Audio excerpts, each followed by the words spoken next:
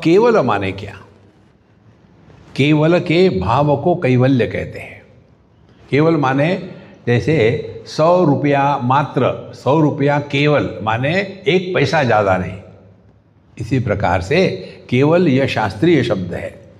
इसमें 3 प्रकार के भेद होते हैं। देखो, तो एक है विजातीय भेद, सजातीय भेद और स्वगत भेद। आप इसको समझ लें, कठिन नहीं है। विजातीय माने, जाति माने ब्राह्मण क्षत्रिय वैश्य शूद्र नहीं, ये तो हमारे पॉलिटिशियन लोगों की गंदगी है। ब्राह्मण क्षत्रिय वैश्य शूद्र ये वर्ण है, वर्णनात् वर्ण, ये जाति नहीं है। जाति का अर्थ होता है आकार। मनुष्य जाति, पशु जाति, पक्षी जाति, वनस्पति जाति, ये आकार को जाति कहते हैं। तो पहले विजातीय भेद माने पेड़ और पशु ये भिन्न जाति के हैं, ये विजातीय भेद हो गया। जिसमें ये विजातीय भेद नहीं होता वो केवल है, पहला। दूसरा सजातीय भेद, सब पशु ही पशु है, लेकिन एक गाय है, एक भैंस है, एक घोड़ा है, एक गधा है, तो ये एक ही जाति के हैं लेकिन भिन्न भिन्न है।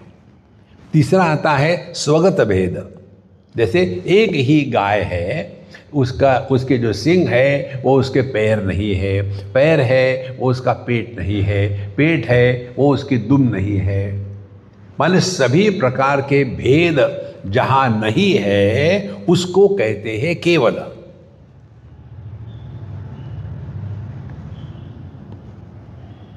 अब अपने में लगाओ,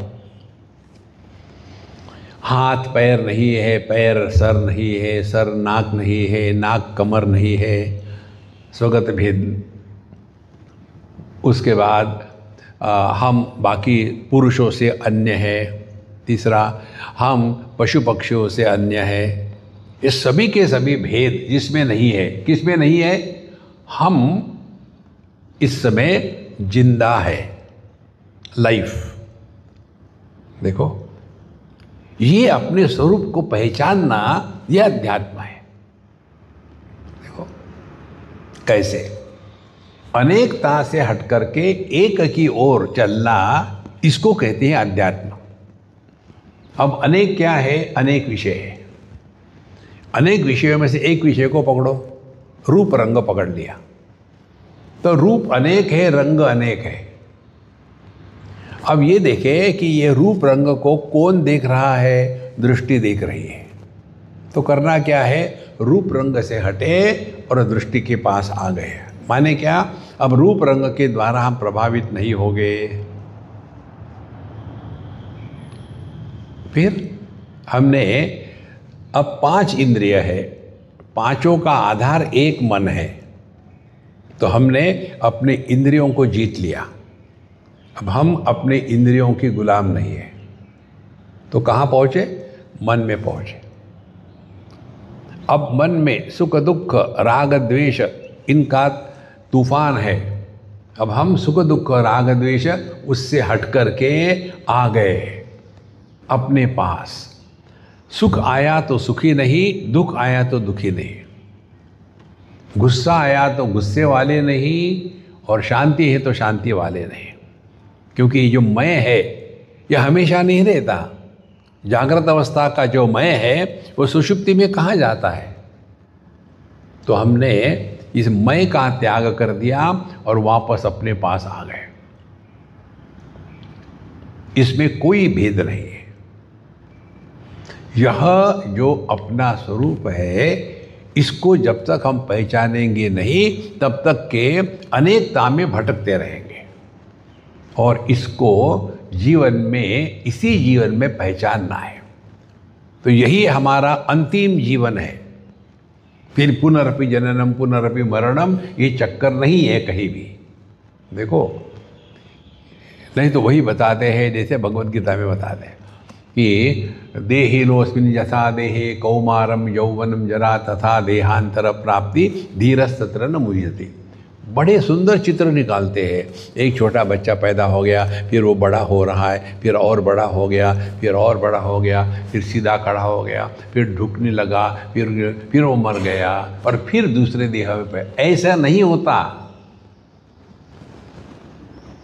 वहाँ पूरा का पूरा ध्यान देह के तरफ है, देही के तरफ नहीं है। देखो, जिसने बचपन को सवाल आधार दिया, वही जवानी को आधार दे रहा है। जो जवानी को आधार दे रहा है वही मध्यम वय को आधार दे रहा है।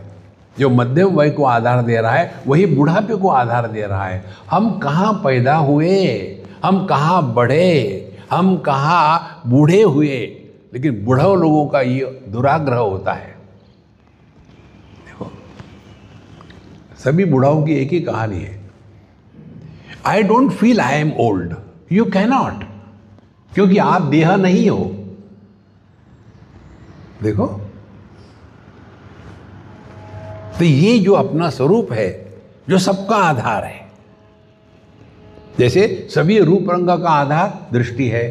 जो व्यक्ति अपनी दृष्टि में निवास करता है उसके लिए ये रूप रंग की भिन्नता का कोई मतलब नहीं है।